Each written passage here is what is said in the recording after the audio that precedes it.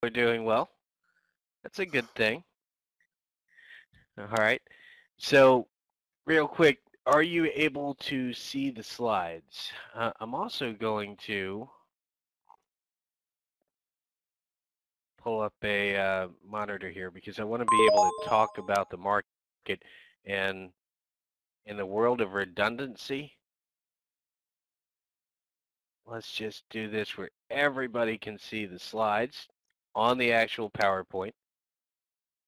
You've got the slides on the slideshow, so we're all set.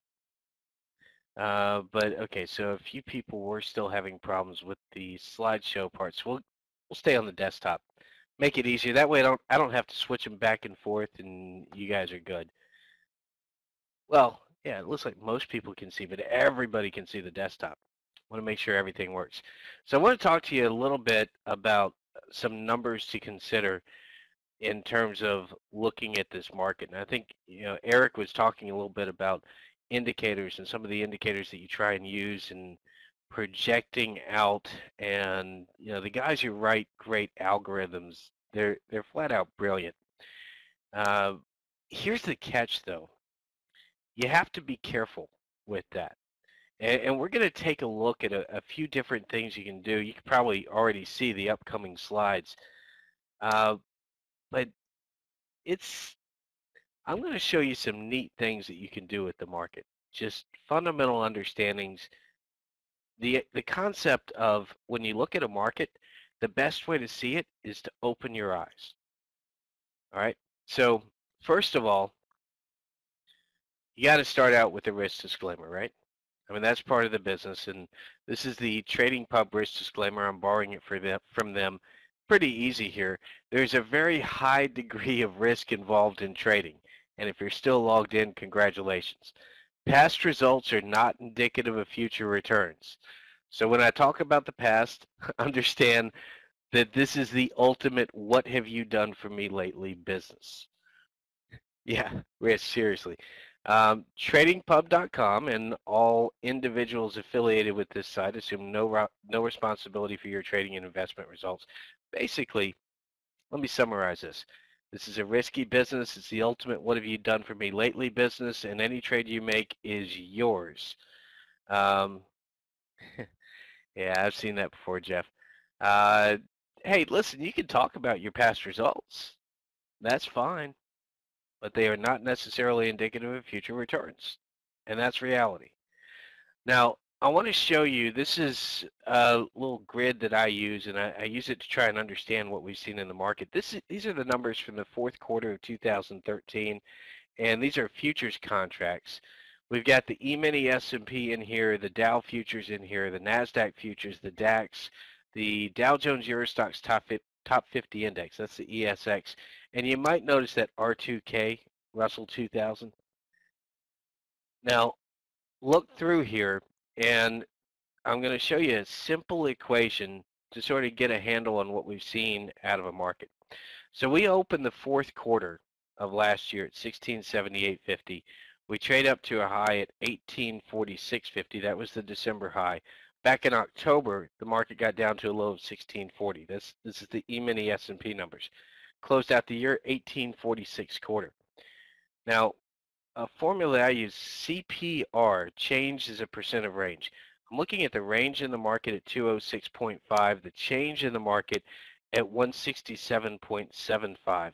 And I want to know if the market was maybe too directional. Most people, when they talk about how well a market's performing or how healthy a market is, you've always, I'm sure many of you have heard the phrase too high, too far, too fast. I've heard it a lot, to be honest with you. But there's something to be said about that because typically a bullish market moves in waves. It doesn't really run. Of course, if you had told someone to expect that at the beginning of 2013, they'd probably be hitting you over the head right now saying, come on, man, this thing never stopped. It never pulled back. And we see that a little bit in terms of how specifically the fourth quarter performed. Now, the S&P futures were up 9.99%. That's pretty good, almost a 10% gain on the quarter. CPR 81.23%. What that means is that this 167.75 number is 81.23% of 206.5, and I gotta find a way to stop things from popping up on the screen. What I'm looking for, you'll notice these numbers are in red. And what I'm looking for here, I want to see a number on this CPR line that is less than 50%. And that's an absolute value of 50%. So if the market had moved down, that's what I'm looking for. The bottom line here is CPR PR, which is a CPR projection. I'm looking for that 50% line because that tells me whether a market's overbought or oversold. That line at the end of the fourth quarter was 1781.75. So we go up to our next slide here, and I'm going to base most of what I'm telling you off of what I see in the S&P futures, and we're going to get into how you can use this information a little bit later, but I got to fill up about an hour worth of time. So if you've got questions at any point along the way, feel free to ask them. I'm not much of a slides guy. When we get through most of these slides, we're going to be looking at real life application of this information. So starting in February, the all-time high, which is still the all-time high, 1846.50. We're looking for the market actually based on the end of 2013 to retrace down to that 1781.75. Obviously, that's already been done. So I'm putting another number out there, 1647.13. Now, for those of you who really love math, you probably know that that is about 10% down in the E-mini S&P, and it's a viable retracement level that you have to consider. Now, the market right now trading a lot closer to the open of the year, but at the beginning of the month, we had to look at that. Am I a GAN fan? No, not really. You'd be surprised. I don't do a lot of indicators, to be honest with you. I recognize that a lot of them are very good. The guys who write them are brilliant. But I'm more of a, I like the idea of keeping it simple. I like the idea of learning how to read so I can read any book I want rather than getting all my books on tape. That's kind of my motto. Now, we're moving into March, the last month of the first quarter, and we're looking for a possible change in direction in this market. The 1846.50 level, very important. Did I sell the 1840 then? DH is sell the 1840 when? Are you talking in January? I've actually sold the market below the 1840 a couple times. Today? No, I didn't sell the 1840 today because to me this was a market that was really more about trying to stay near the open of the year. I did sell it sold it yesterday, but not today. But enough about that. As I said, remember, past performance not indicative of future results. All right. So the 1647.13, let me show you where that comes from real quick. And I've got a spreadsheet that I keep up here. These are the annual performance numbers. This is actually information that went out to our students. And what we're looking at, I've actually got a live performance or a live running E-mini S&P. This is last year's number right here. You had a 408 point range. The market was up 403 points. CPR reading at 98.78%, extremely overbought. 1647.13 is that projection line, that 50% line. So that's not just made up out of thin air. I wanted to show you that one. And let's go into highlights of exactly what the CPR calculation is. Healthy CPR readings should be less than 50% in absolute terms. CPR projection is the actual 50% line. All right. Now, how do you trade this information? Now, one of the things I like to do is use Nadex to get a view. We can provide, or Nadex provides defined risk on a longer term view. We can look at both daily and weekly binaries, and I'm still trying to get them to move into monthly binaries. They tell me that that could happen sometime soon. For those of you not trading in the U.S. Nadex is a United States product. Unfortunately, at this time, you don't get to use it if you're based out of the country. They're working on that though. So what we're doing here, if the market achieved its first goal, it might take a run at the second. We want to look at these goals, these levels that the market may try and run out and explore. And I'm actually going to bring up the Nadex platform in a few minutes here and show you some of the things you can do if you understand how the market is performed. Now, who is Nadex? Let's talk about them real quick. First of all, let me be clear. I'm not a representative of Nadex. I'm a representative of DTI. This is just one of the platforms that I like to use in trading. North American Derivatives Exchange. They are CFTC registered, electronic futures exchange. You get these little acronyms that always mean something to people in the business, but might not mean much to the individual traders. DCM, Designated Contract Market, DCO, Derivatives Clearing Organization. Contracts designed for the retail trader, low cost of entry, limited risk, fully collateralized contracts, and only U.S. exchange that accepts direct retail members. Meaning, if you want to become a member of the Nadex exchange, you basically open an account. It really is that simple, and it doesn't cost that much. You know, most times when you talk about trading accounts, you're talking about 5, 10, 15, $20,000, right? Big time investments. You can actually open a Nadex account for as little as $100.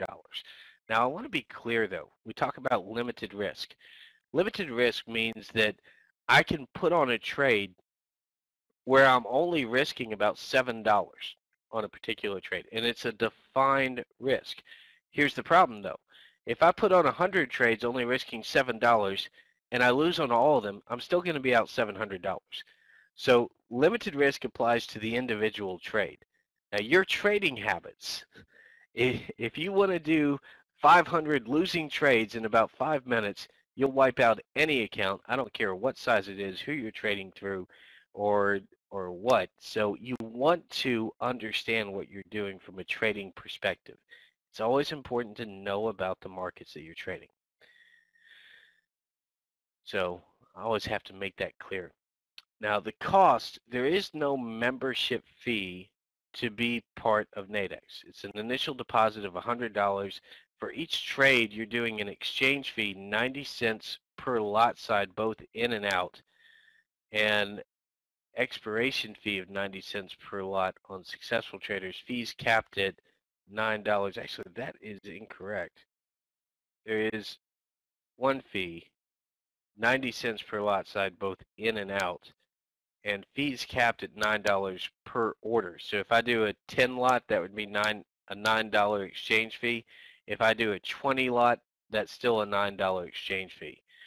So the more you trade here, the less you have to pay in exchange fees. That's one of the nice things about it. For those of you who like to throw around big account size, I wouldn't recommend starting out that way. I think every trader should start out on the bottom step and earn their way up. And what we're looking at, or what we're going to be looking at tonight, binary options. Simple short-term contracts to do intraday, daily, and weekly contracts. Now, because it's Thursday night, I'm going to show you both the weekly, but we're going to focus in a little bit more on the daily. The daily is going to be a little bit more receptive to the current market. The weekly was put together Sunday night and still going through. Now, the market hasn't moved that much, but it means that the space between the contracts is a lot broader. I'll show you that on the Nadex platform in just a second. Limited risk, we're talking about fully collateralized contracts. You don't get to get into the contract without putting up all the risk. There are no margin issues here. You know, nothing to come back and catch you. And if you really want to learn how to trade some of these major futures contracts and understand the way that the numbers work there without exposing yourself to the margin risk that you would have to have on a normalized futures contract, this is actually a good place to go and test things out, look at some theories, see how they work. All right. Now the binaries give us a yes or no proposition. It's very straightforward. Did the market close above this number? Is the closing price greater than this number? Are we trading greater than that price? It's yes or no. So when we're looking at our trades on Nadex, you essentially have a probability that you're trading. There's a probability that if we look at the E-mini S&P futures, which are in the background here, trading at 1837, if we were to put a strike price in at 1838, just one tick above the open of the year, you're essentially trading what is the probability that the market closes this next trade date, closes on Friday, above 1838. If you lose, you're out 100. If you win, you bring in 100. And it depends, of course, on where we bought that contract. So, tell you what, let's actually go straight into the Nadex platform, and here we go. Just close down a few of these screens up here, checking out the Winter Olympics earlier. This is the Wall Street 30. Let's go into the US 500 daily contracts, and let me just warn you, this is a Java-based platform. So much like you saw on Eric's screen, there may be some bleed through. I'm going to try and control it as much as possible. But if you start seeing numbers pop up from my roadmap software, that's just what Java does when it's being projected. Don't worry about it. We can get it straightened out pretty quick. But if you come down here, here's that 1838 number I mentioned. And when we look at the contracts, I can decide if I think the market's going to be closing above 1838. I'm placing a buy there, and we'll just click into the offer side, $49. So my max profit, because it's a $100 return, if I buy at 49, if we close above 1838, greater than 1838 at 415, and keep in mind, this is Eastern time, so this is actually 3:15, even though the futures markets stay open until 4:15. You got to be aware of that. If we close above 1838, that's a trade that could win $51 minus the 90-cent fee, or it could lose $49. It's kind of a 50-50 proposition right now. That's what the trading price tells me. So the lower you get in terms of determining your risk, the less probability you have of succeeding. So we want to find a way to take advantage of this information and use it, use our knowledge of numbers in the market to help us out in terms of trading. I think I got a few more slides we want to look at. First of all, this is the binary order option form, which we just looked at. This one is for the S&P 500 to close greater than 1844. Keep in mind, when we're looking at the market performance for this month in the S&P, 1844.50 is the high. So if you believe that the S&P futures are going to close above the high of the month tomorrow, then earlier today, this was on the weekly, actually no, that's a daily, that's February 20th expiration, but earlier today you could have bought this contract at $11.50. Your max loss there, $11.50, add on that 90-cent exchange fee, and your max profit, $88.50. This is what a futures contract doesn't give you. It is, you know what you're going to lose before you put the trade on, right as you get filled. There's no question about it. So a lot of traders would tell you that because of the risk associated with futures contracts, you essentially have to take what you're risking and be willing to burn it. Well, that's a difficult thing to do in a margined contract. But on this, I don't have to worry about it. How many of you have difficulty in terms of deciding where to place your stop, or perhaps in terms of the market going and finding your stop after you have placed it? Okay, John, congratulations. You've got courage. Everybody has that problem, but apparently only John can admit to it. John and Peter can admit to it. Okay. The great thing about Nadex is I can place that same trade that you're looking at in terms of a futures contract, that I think the market's going up to that level. And if I'm wrong, I'm at 1150. I can just let it go. But if it comes back to me 10, 20, 30 minutes later, an hour later, I can actually leave that contract open and running until expiration because it doesn't cost me anything more in terms of managing the risk. I don't have to lower the stop. I don't have to wonder if I get stopped out. I place the trade, and if it works, it works. And if it doesn't, then at the end of the day, it doesn't. So if you're having difficulty managing stops, this is not a bad place to look. It's a lot like an option. It's very much like an option. In fact, I think, well, it is a binary option. The difference between what we're doing in Nadex and what you're doing in options, typically options go weekly, monthly, quarterly. Nadex goes weekly, daily, and then you can get into intraday expiration. So it's really smaller time frame options. Probably a pretty good way to think about it. So anyway, this is the binary option order form, and this is the low probability type trade. Low probability that the market's going to run up and close today's market above 1844. And of course, we didn't do that. We didn't have a run up. Yeah, binary equals win or lose. It's 100%.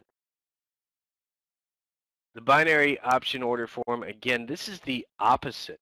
What we're looking at is what if you sold, and you could have sold this earlier today. I probably should have done this.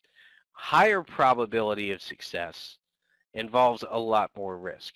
Risk and reward tend to go hand in hand. Typically, the more you risk, well, that's going to be a tough thing to say. Typically, very high probability trades aren't really that great on the return side, and they tend to involve a bit more risk.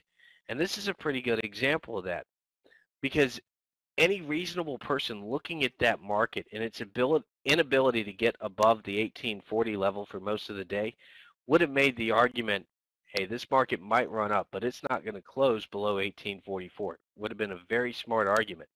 And using Nadex, we could have actually sold, I put it at 7, market actually went down to 6 while I was taking that screenshot, but we could have sold that at 6, risked instead, or we'll do 7 because I've got 7 in the line. If you sold it at 7, your max profit would be $7 minus the 90 cents. So it's a very small return. Your max loss would have been 93, but it's a high probability trade at that point, especially if you're doing it late in the day.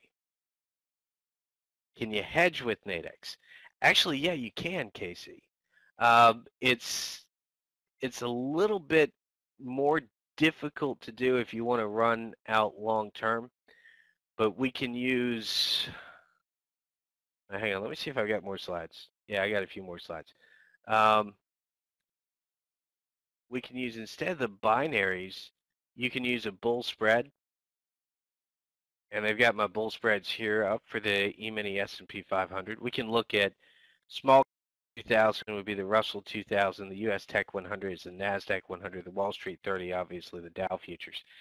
But the bull spread is basically a straight point for point. Here's 1840 to 1880 on the S&P futures. I could buy that for 44.4, which means, let me just show you what the order is going to look like. I'm actually not going to execute this because, well, I don't like that order. But if we go in, and this should be a $42 max loss, and that's if the market moves down the 4.2 down to 1840. If it goes up, you've got 358 possible risk. So what I can do here to make this a lot more like an S&P futures contract, pump up the number of contracts here, and if we go 5 contracts, that's essentially the same value as an S&P 500.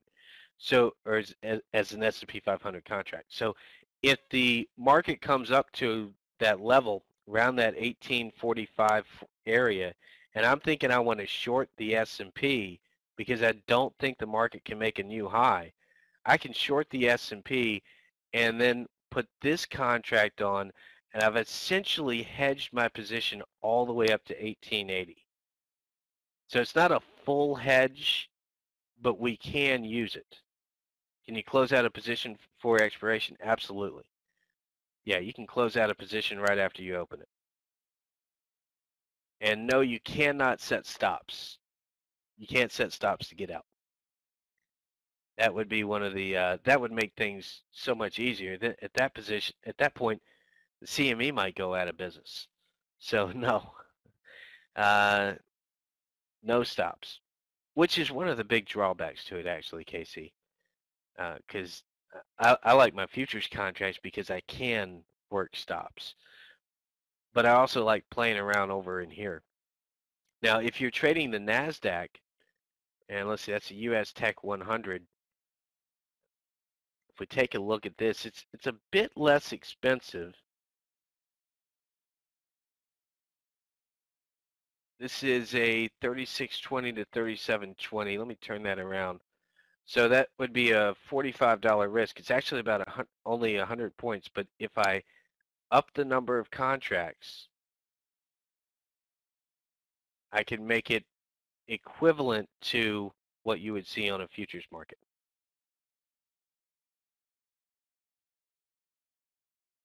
So yeah, we could do a lot of things with the Nadex platform. Let me come back here and show you one of my favorite things I like to do, especially when the market gets volatile. A little binary spread strategy. Now, we need to see a market that is willing to move outside of range. And while we actually did get that the past couple of days, many of you may have noticed that we've been seeing very quiet markets, especially in the afternoon. Our ranges, which were expanding, have started to slow down a little bit. We got a little bit more activity this week, but the market just seems to be sort of settling into a groove right now. I'm waiting for it to really break out, get out of that groove. But what we can do is, provided the market moves outside of the range, actually, I'm a few slides ahead. Hang on, let me go back here. Using binaries to create spreads. Here you go. So these are weekly binaries, and they open a nice big door in volatile markets. If you look in here, this is the E-mini S&P, and down to 1809.50, up to 1869.50.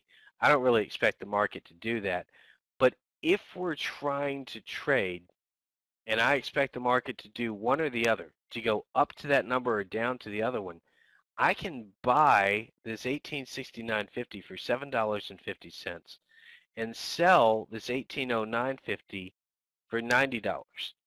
Now I'm essentially putting $17.50 at risk, and let's shrink that up a little bit. In creating the spread, you can create a spread by buying or selling more than one weekly binary. So here's that 69.50 at $7.50. Sell the 1809.50 at $90, and I want to see the market move outside of that range. So if we go below 1809.50 or above 1869.50, this becomes a trade that is going to make money. Now, it's got to move outside the range. If it doesn't, I'm out $17 in this particular scenario. Let's move over to the next position here, or my next slide, which I'm trying to click over on the projection instead of here. Let's see. Actually, that's a repeated slide. I was going to put more information in there. All right, so provided the market moves outside of that range, here we go. We can cap the trade by selling the binary just above the outside strike. So if we get up to 1872, you can sell an 1872 versus an 1869.50. Or going back and looking at those prices, you would be selling the 1881.50 versus the 1869.50. Now, if I can sell that for more than $7.50, then I'm creating a profit. I basically turn a straddle position into a strangle position. So if the market moves above that top end number, it's also above my lower number, my 1869.50 to 1881.50. it's going to work a lot better if I show you in the live market. Let's see, quick peek at live market. We're going to look at roadmap. Let me go ahead and flash through these slides. We're actually doing a Sunday night trading week with DTI. Plan your trading week with DTI. Don't spend all day watching the computer. And I've got a few links here. And what I'm going to do is give you the, we're not done with the presentation. I just want to get this part out of the way. If you want to attend, or if you decide later that you want to attend, thanks, Jeff. 807. Actually, I wouldn't call that number right now because Yana and I are the only people in the building, and we're concentrating on this presentation. But if you click that link right there, or I think I've got the slides to where you can actually, you should be able to click on the link in the slideshow here. Either click here to register or click here for a survey. You guys can flip back to the slideshow. Let me get the link for the survey also for you. This way I don't have to copy and paste and move everything over. Oh, they're there. They're there, Sonny, but apparently the slideshows have been having fun today. So that's why we're doing an image projection. All right, I'm going to close that down. And let's go and take a look at how we can create a spread. And I'm actually going to put one on for you here tonight. I don't know if the market's going to make a big move tomorrow, but I'm willing to risk a little bit of my money just to demonstrate how this would work. So this is the Wall Street 30, or actually that's bull spreads. I want to get out of bull spreads. Let's go into binaries, and we'll look at the Wall Street 30. I like that. Gives me a couple of neat things I can do. Now what I don't like here, notice the bottom 159.50, right? Now based on what we're seeing in the Dow futures, they're at 161.17. But if I go all the way down to 151.50 or 159.50, there's not a lot of room below. I can't cap that trade. I don't have that option. So instead of looking at, where is that? Instead of looking, here we go. Instead of looking at the daily, I'm going to look at the weekly on the Dow. And I can come below 159.50 to 159.25. And it's asking a lot out of the market, a 200-point range, but it would cost me about $6 to put that trade on. So let's go in here. Max loss $6, selling at 94. Place that trade. All right. So if the market goes down tomorrow and closes below 159.25, I'm going to turn a $6 risk into a $94 profit. But I'm not done yet because I want to look at the top of the market too. And I can get 163.25 for 550, or I can go back into the dailies because they expire at the same time because we're looking at Friday, and come up here. I'd have to go up to about 162.70. Might as well do 162.90 at 550. So this is a max loss of $5.50, a max profit of $94.50. We're going to buy that, place the order. All right, those orders are currently in and working. This is live market stuff here. Now, the reality is I don't really expect a very big market. I think honestly, I just lost $10 demonstrating this to you. But that's the great thing about Nadex is I only lost $10. But if the market moves, if we get down below 159.25, I can start then turning that into a profit because as we get to 159.25, that probability, which I've sold at 94% chance the market closes above 159.25. I think that's actually pretty accurate. But if that drops down to 70, I can take a profit. If it drops down to 50, I can take a profit. If the market falls apart, I can take a profit. So I'm in a position right now to where if we have a moving market, and this works a lot better when the market's a bit more volatile, but I'm in the position where, hey, whatever the market decides to do, as long as it decides to do something rather than just sit down and go nowhere, we can take advantage of it. And better than that, see that 159.25? If we go back and look at the dailies, come down here. Well, that's the weekly. Hang on. No, that is the daily. Let me go over to the weekly. If we come all the way down to where the 158.25 starts to look like 50%, I could buy that one, and as long as I spend less than, see, that 6 and 550, as long as I spend less than $12 to buy it, I've just created a strangle where as long as the market closes above 158.25 or below 159.25, I win. And here's the great thing about that. It will either close above 158.25 or below 159.25. That is a no-brainer, lock it in situation. That's a lot to ask for the market. I'm probably better off looking at the top end. Maybe we get a rally up to about that 162.90 level, because then I can come in and do, instead of a whole 100 points down, I could do 310 there. And if the market closes in between those numbers, then I win both sides of that second equation. So if we have the 310 move up in price, market gets up to about 16300 if you have a big climb tomorrow, which is only 200 points. And when you look at the average range of the market, it's not a lot to ask. But after the rally we had today, that might be a little bit far-fetched.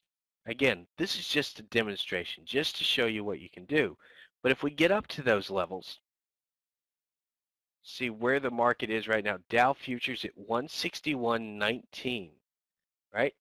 So come down here and look at the 161.30, which would be about the equivalent if we get up to 16300.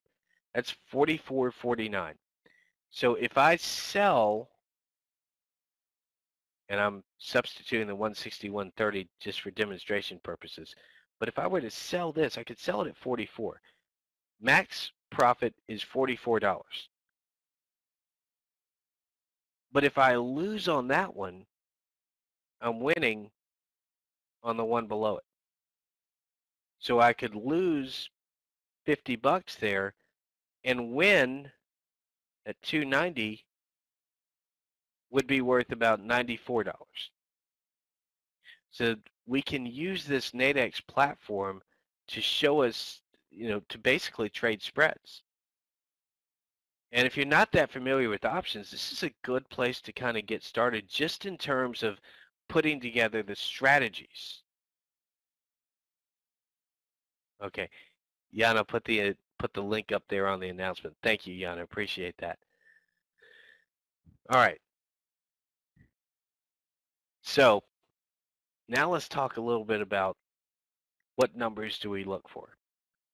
And I do want to make it clear that using those weekly spreads on Thursday, remember there's a timeline here. There's an expiration time, so we start having that time decay, and it's probably not the best tool to use on a Thursday evening. But unfortunately, Morgan didn't call me up and say, "Hey, should we do the TradingPub Trade-a-thon on Tuesday or on Thursday?" He basically said, "Hey, you got time to come in here?" And I said, "Sure, why not?" So a weekly binary spread, maybe not the best thing to be demonstrating on a Thursday night. But hey, if the market takes off, we're in a pretty good position. And one of the things that you would look at, why would you choose the Dow futures, for instance, over the S&P? Show you a few things in roadmap here. And these numbers are going to be a little bit small, kind of hard to read. If you're getting the playback, you should be able to zoom in on your own accord, but I got to make sure everything gets recorded, so we're looking at the big screen. And actually, let me close this out. Let me refresh it now that we've got a new market in front of us. Let's see. This is the one I like to use. And big numbers here. Info cannot be sent. Well, hey, Jeff, what was that phone number again? If they want to call in, get some information on that. Or better yet, John, let me do this. If you send an email directly to me, crow@dtitrader.com, what I'll do is I'll forward your information along to the reps tomorrow morning. So we'll be able to get all that taken care of. I don't rely on the internet. I use it, but I don't rely on it. I mean, good old-fashioned people work. That's really what I'm all about. And keep things simple. But looking at this daily target page, what I'm seeing here, I'm looking at the open of the week for these various markets, the open of the month, the open of the quarter. And the reason I'm looking at that is because typically markets like to travel towards those numbers. So if we're trying to close out the month, which we'll be doing next week, then you want to know what the monthly opens are. Monthly open in the E-mini S&P is 1777.50, right? So actually with the E-mini S&P, as with most markets here, it wouldn't be all that shocking to next week look at the possibility of the market trying to retrace. But here's one thing that I always try and teach to our students, talk about it. We got a radio program that we run, talk about it there. We've got a chat room that we run, talk about it there. One of the things that people do when they look at markets, they want to know what a market can do, what a market should do. And usually as traders, you're going to find a lot more uh, punch, if you will, when you start looking at what the market can't do. And I always try to encourage people to look at both sides of an argument. If you think the market is going down, start thinking about why you should buy it. Because even if you decide, well, I know the market's going down, so I'm going to sell, you got to decide where your stop's going to be, right? And as we talked about before, that can be one of the more difficult things to decide. Okay, Nadex, you don't have to use a stop, but you still have to think about it. Because if the market gets to that level where you can admit, now I'm wrong, what happens? Just think about an ordinary trade. If you decide that the market is going to be moving down towards the open of the week tomorrow, towards the open of the month next week, where are you wrong, and what happens when you're proven wrong?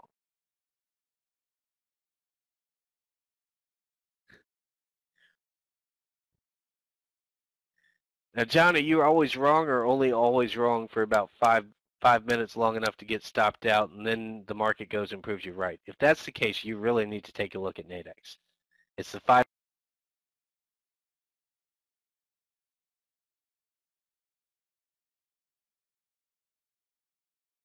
5-minute deal. Yeah, take a look at Nadex.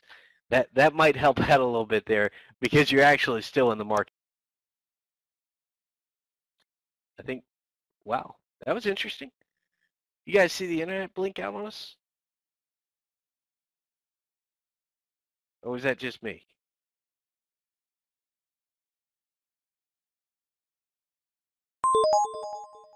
Okay, apparently it was just me. All right, get the screen back up and working. Yeah, well, apparently, yeah. All right, so going back to what I was talking about here. And you know what? Instead of showing numbers, I want to show you charts. This is, by the way, DTI's roadmap software, but I don't want to show you all the neat little tools like the compass. I'll let Mr. Busby do that Sunday night if he wants to do it. I want to show you just a regular chart because I like to keep things kind of simple. We'll move over to a daily chart here. Let's see. All right. So when you're looking at charts,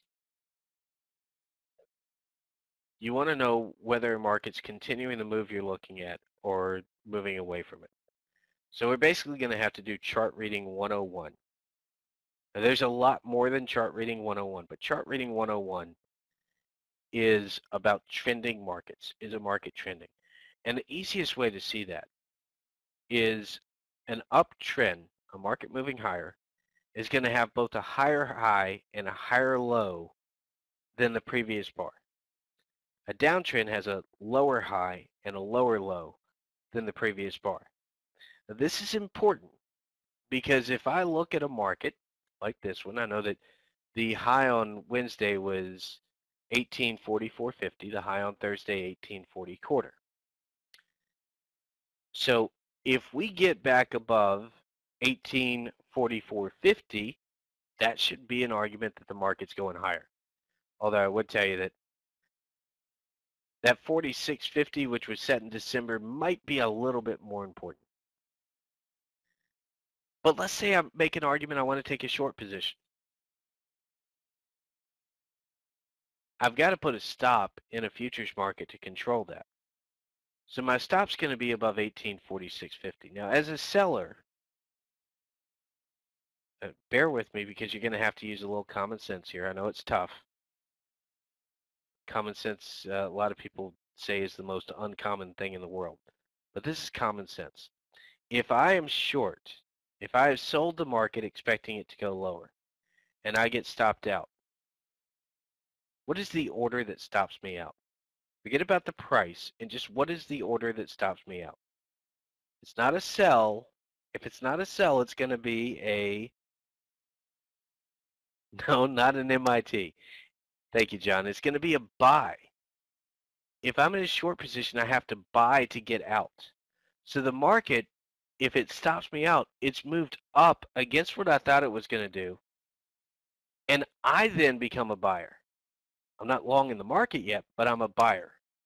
So you have the bulls who are trying to push the market up higher, and you have the bears who are getting stopped out. You have two waves of buying when you cross a big number.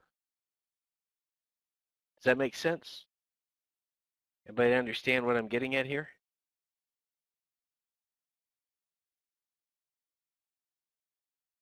Kind of? Well, Yana understands. Okay. Which is good because she hasn't actually sat through one of my classes yet. I got two people. I got Yana and Sam. All right. We're moving here. All right. So if I then make the decision, as most of us do, well, I was wrong there, but gosh darn it, I want to get in the market and make some money. Well, the market is already identified it's going higher, so to do that, I got to buy again. Why does the market accelerate when major stop levels are hit?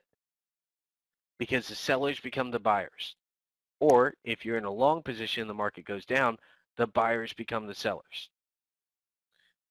So when we can line up a time frame like next week when we're finishing out the open of the month, and we can put an argument in place that maybe these markets are going to go back down to try and challenge those monthly opens, the question has to come up, but at what point do they prove they can't make it down?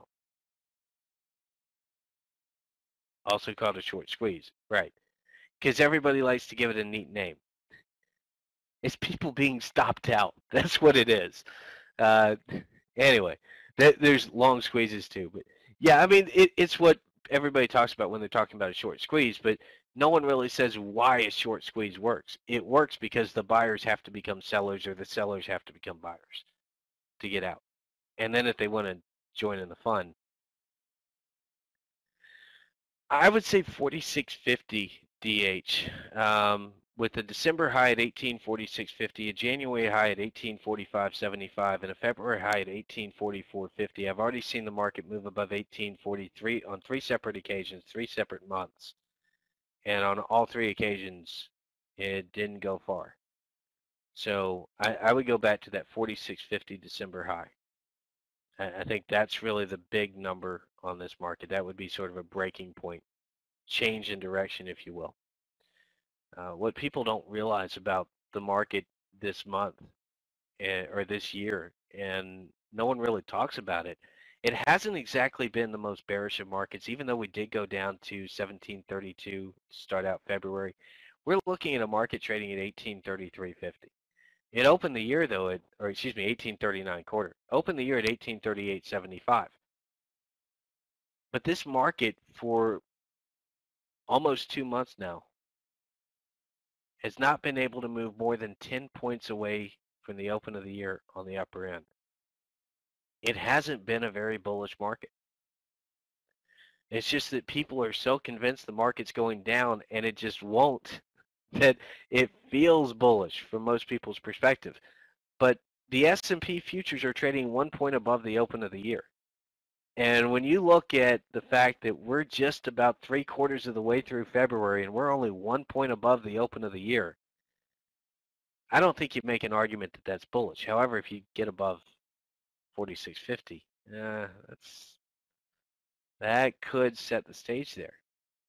But it would also be that the market can't get back down to 1777.50, because the most logical explanation of what the market's going to do next is it's going to try and make a run back to find that 1777.50, right? So the question becomes, where are you wrong? Right now, you got to make an argument for 1846.50 would be where you're wrong. If you hit that and the market climbs, going back into that Nadex platform, then my little trade here, that 162.90, I got to believe the Dow futures, and the reason we started looking at the Nadex to begin with, the Dow futures might just make a run at the Dow open of the year 164.73. If the market proves it can't get back down,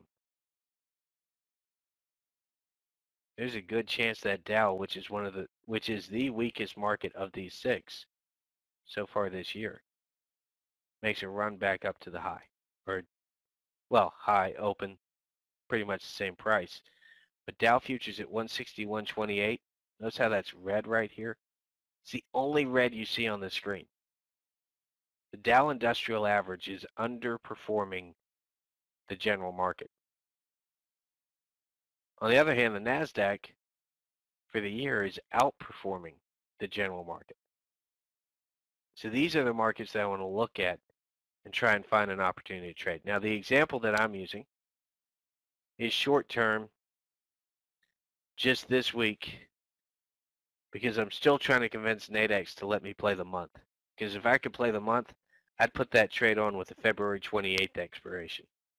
It probably cost me a little bit more. But if I look at the Dow futures, could they make a run up to 162.90 from 161.20 with an open of the year at 164.73? If this market proves that it can't go lower, absolutely. Because you could get squeeze type action. Now, you're more likely to see that squeeze type action next week than you are this week. But I can take advantage of that. That 290 right there cost me $5.50 to put on.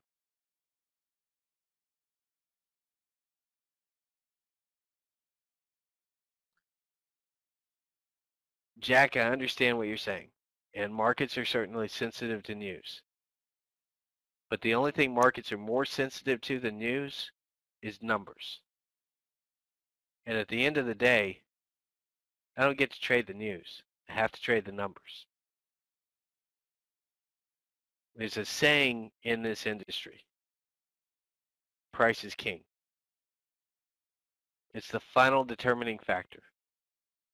Always has been, always will be. You want to know what the true value of the market is? It's whatever the last traded price is.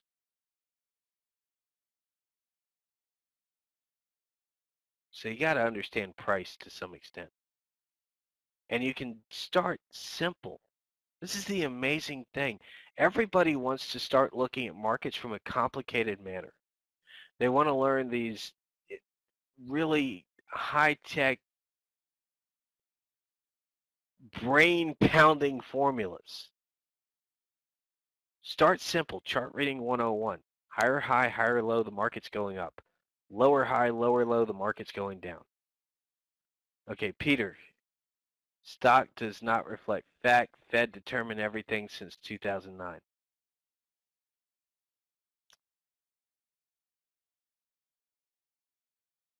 Well, if you're going to do that, go to 2008, which is really when the whole QE and very low interest rates started. Um,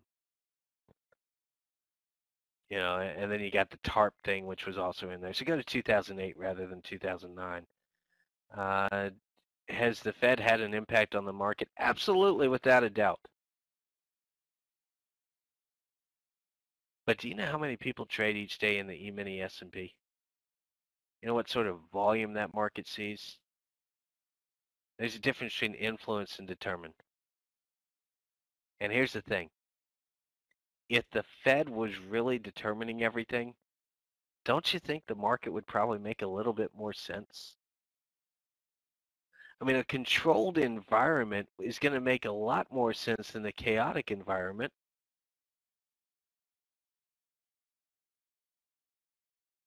Now, does QE affect the way the markets have been moving? Absolutely. Can we still trade them? Absolutely.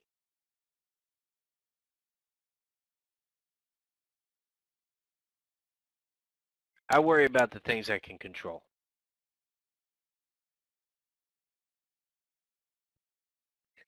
Well, it's not a bad point there, Al.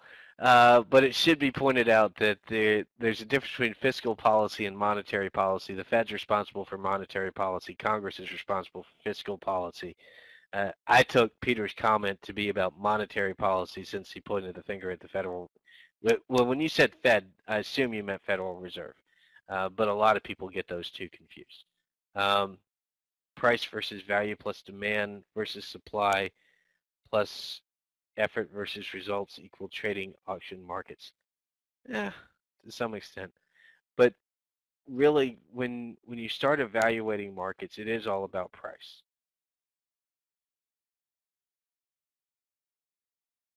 Yeah, that's another good point.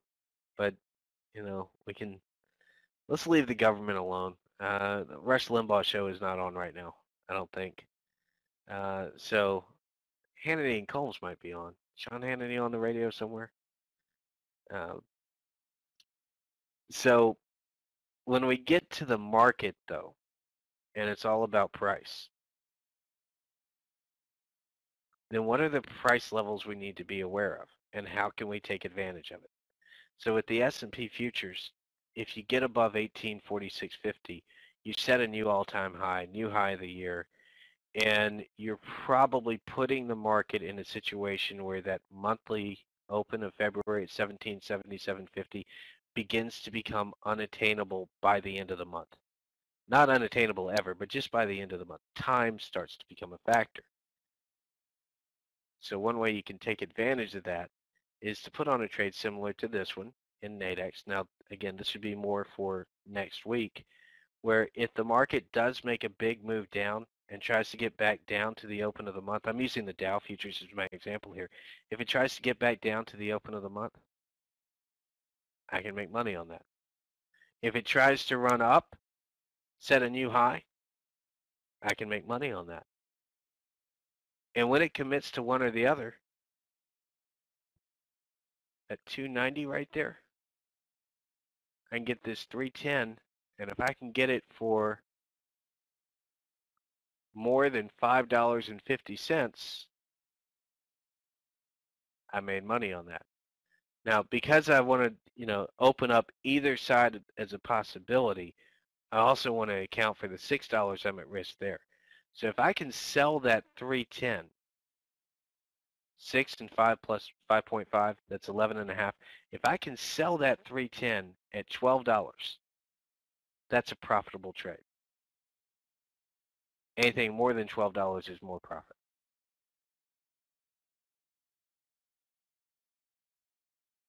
How can I make money on both a run up and a run down?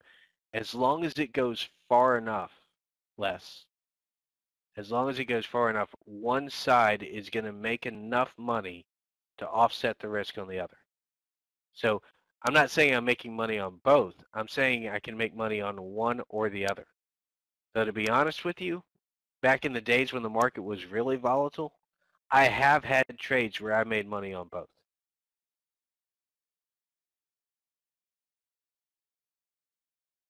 You know, what was that? I think Eric mentioned that you don't often get to see a market that extends to both sides. I kind of wanted to jump in and say, did you trade in 2009?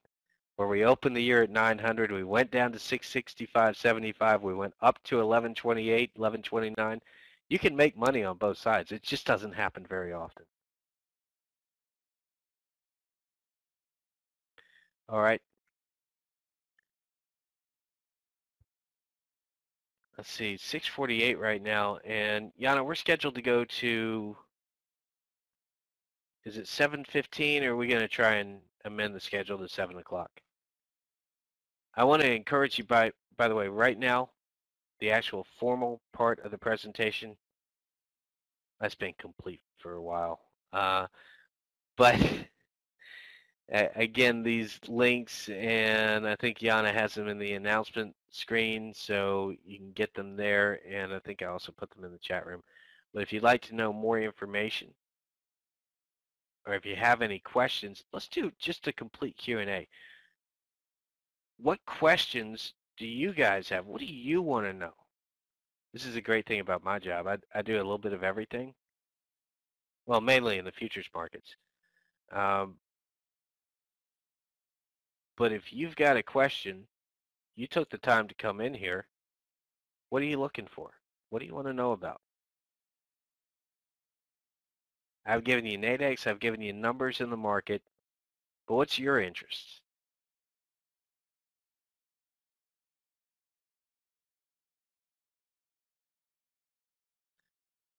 How do you trade the futures market?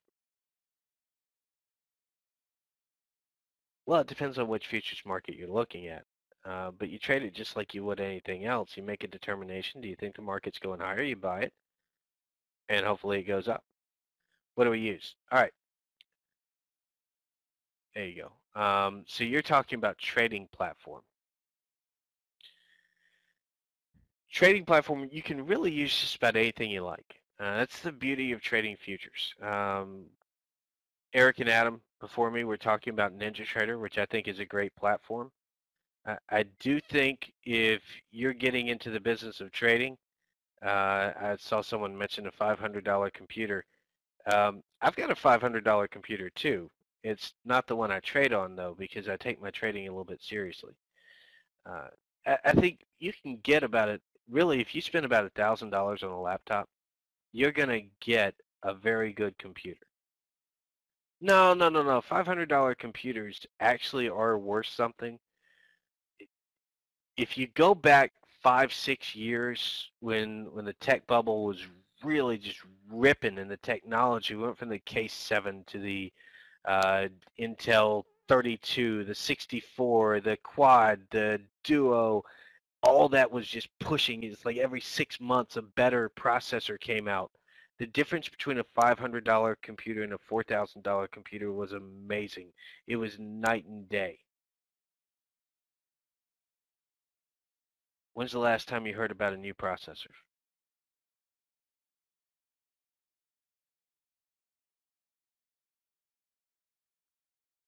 $500 computers can compete with $1,000 computers.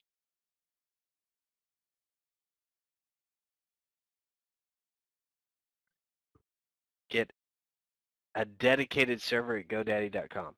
Yeah, okay. I'm not sure if that's an ad for GoDaddy or you're talking about using a server as your personal computer.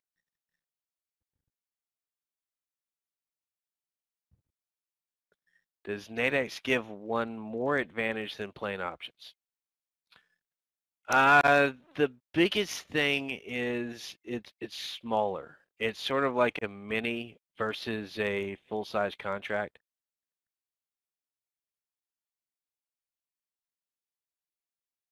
So I think that would be the big difference there, Derek, or I'm sorry, big difference there, TJ. Yeah, server for trading. Um, I don't know if I go that far.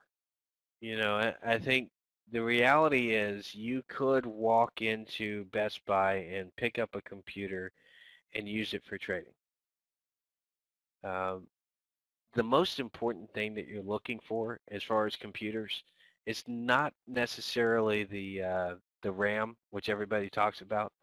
It's not necessarily the processor, which everybody talks about, because right now, those are pretty much standard. It's hard to buy a bad computer right now. The biggest thing that you want to look at for trading is the video card, the video processing, because most of your trading platforms are going to be running domes. You're going to be running charts that look similar to what you're seeing on the screen. And quite frankly, 20 years ago, you couldn't have imagined a video game that had this much color and this many moving parts in it. So gaming type computers with an emphasis on the video card is really what you're looking for. Michael, internet speed is actually not something that your computer controls. That would be something, whether you're using cable modem, phone line. The common joke when I was growing up, I'm going to date myself here. We went from being able to have a 14K modem to have a 56K modem. But the issue was when you put that 56K modem on a 14K phone line, it's still only 14K. So it's really more about the environment than about the computer when you're talking about internet speed.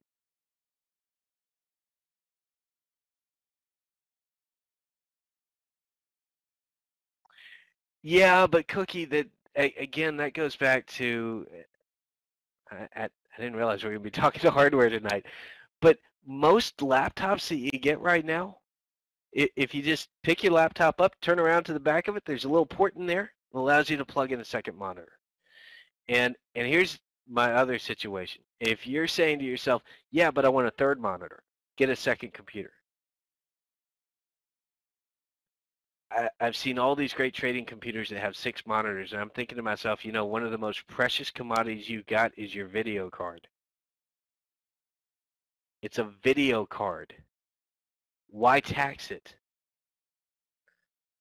If I have 2 computers, I can put my trading platform on one, whether it's TradeStation, Thinkorswim, Metastock, NinjaTrader, with JTrader. What else have we got? You futures traders don't laugh. Options Express, um, Meritrade, whatever it is, whatever platform you're using, you can put that on one computer and then actually go and take an analytical platform like what we're looking at here with my roadmap software, put that on another.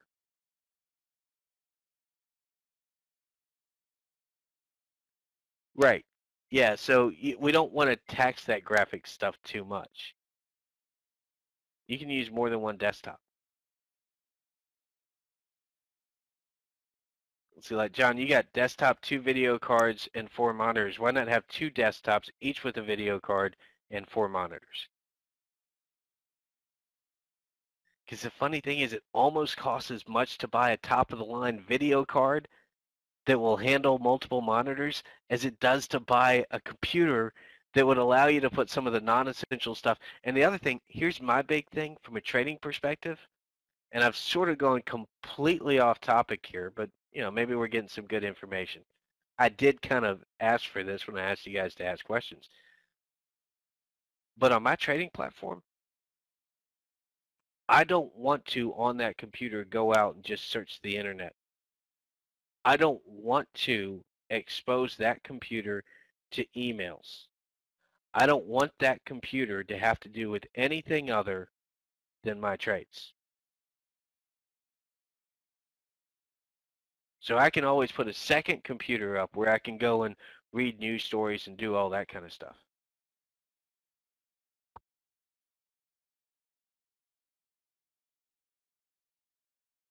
Well, yeah, you can extend the displays on Windows and Macs, but you can also have more than one computer.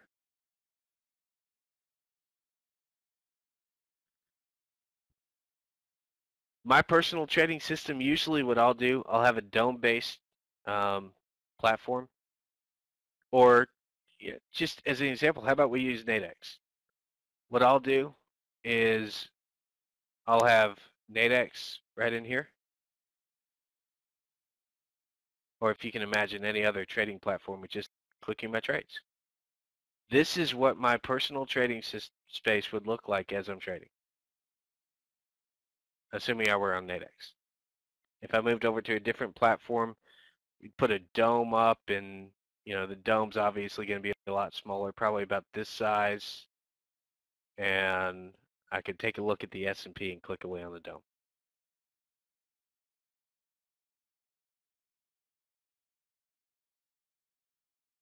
Ken, why do you need 2 logins? If I'm running my trading system on one and my analytics on the other, I don't need 2 logins.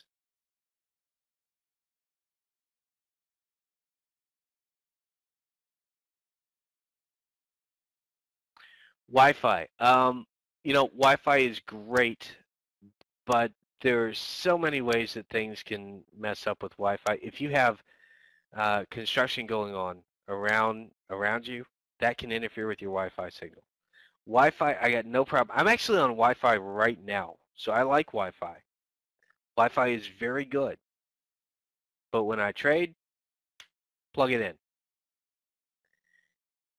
Eliminate as many problems as you can.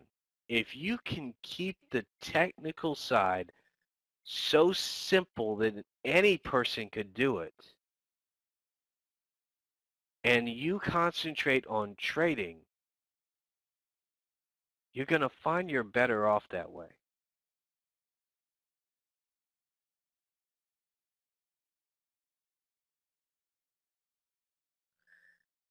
Douglas, my trading is doing just fine, thank you. But again, past performance not indicative of future results. And let me just make this absolutely clear. My time has run out.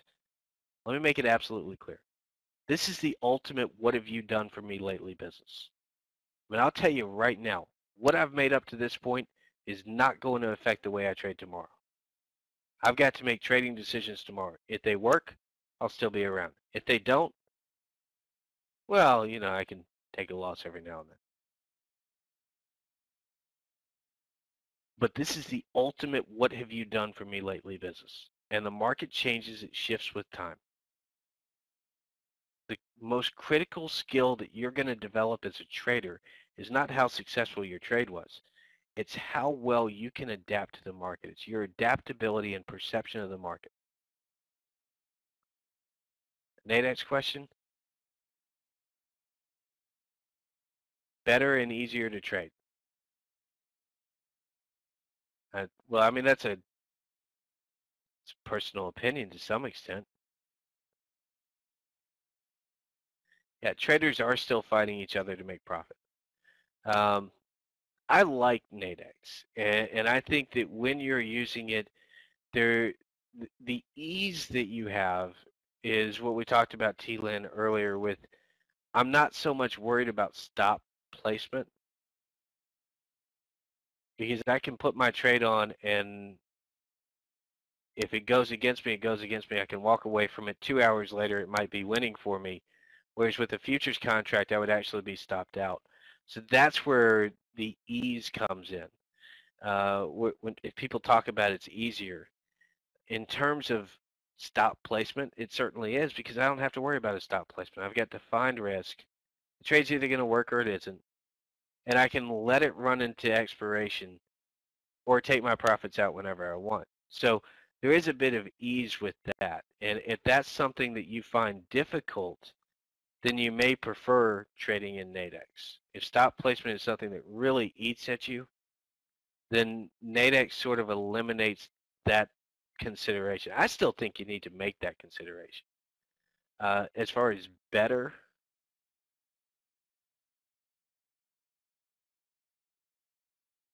personally, I think Muddy Waters is a much better artist than old Blue Eyes, Frank Sinatra.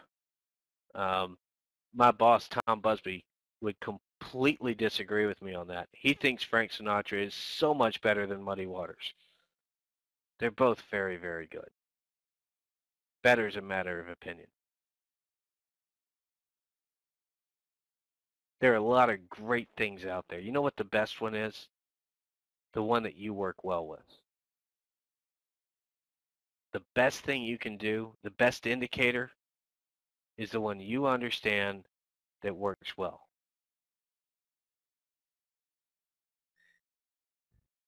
Yeah, see, Al and Steve, differing opinions. Muddy Waters, Frank Sinatra, why can't you just be a fan of both?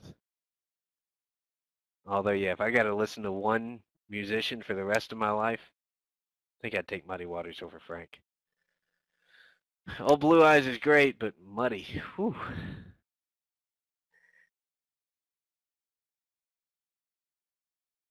Yeah, but Joe, I didn't put them up as as a option there. All right, so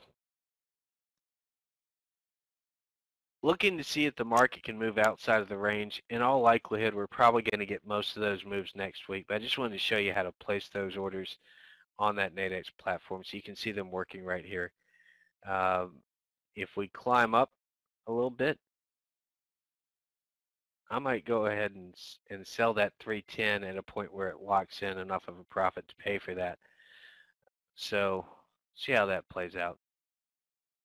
Maybe get a little bit of a rise overnight and make this profitable for not only you guys but also for myself. I want to thank you for your time. I want to thank Morgan and Yana and Sarah for putting this together. And I got a 10-minute countdown there. But Morgan, are we okay with going ahead and wrapping things up here and waiting about a few minutes? Okay. I'm going to turn things back over to Morgan then and clear out my projection. If I see you guys Sunday night, we'll have fun then. All right, great. Thank you, Chuck. I really appreciate you being here. Great job as usual. One thing you can count on with Chuck is he'll be heavy on the content. So, Chuck, thanks again for sticking around.